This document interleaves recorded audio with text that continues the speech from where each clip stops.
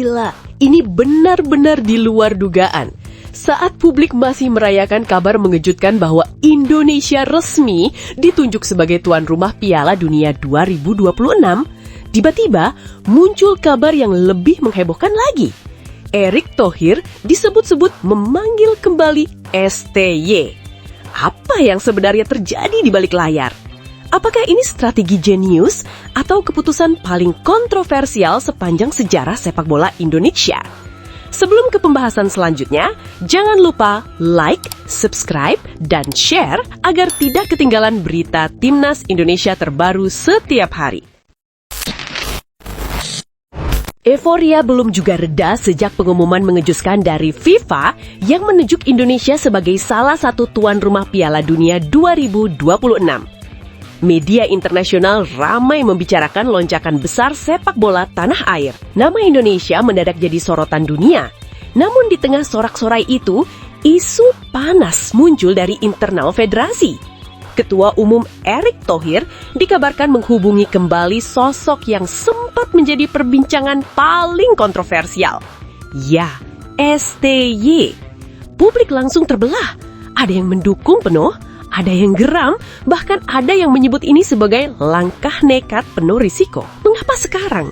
Mengapa setelah Indonesia resmi dipercaya FIFA? Isu yang beredar menyebutkan bahwa Erick Thohir ingin memastikan Timnas Indonesia tampil bukan hanya sebagai pelengkap, tetapi sebagai kekuatan yang disegani. Tekanan luar biasa datang dari berbagai pihak. Tuan rumah tidak boleh memalukan. Dunia akan menonton.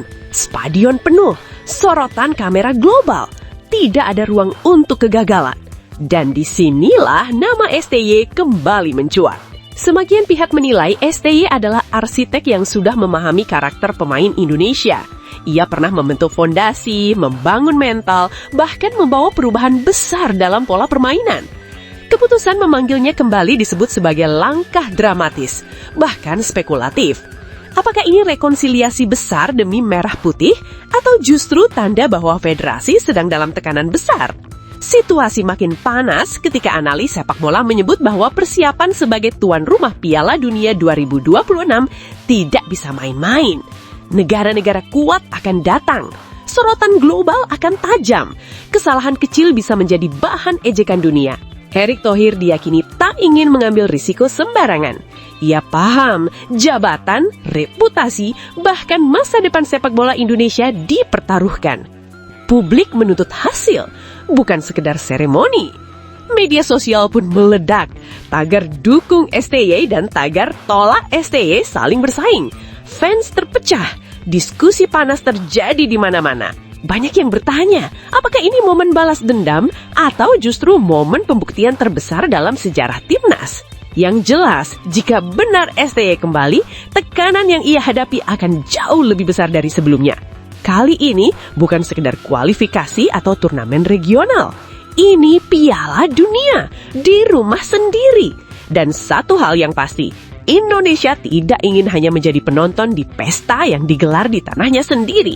Langkah Erick Thohir ini bisa menjadi keputusan paling berani dalam sejarah federasi. Jika berhasil, ia akan dikenang sebagai pemimpin revolusioner. Jika gagal, kritik akan datang tanpa ampun. Apakah ini awal kebangkitan terbesar sepak bola Indonesia? Atau justru babak baru dari drama panjang yang belum selesai? Satu yang jelas, Indonesia sedang berada di titik paling panas dalam sejarah sepak bolanya. Dan dunia sedang menonton.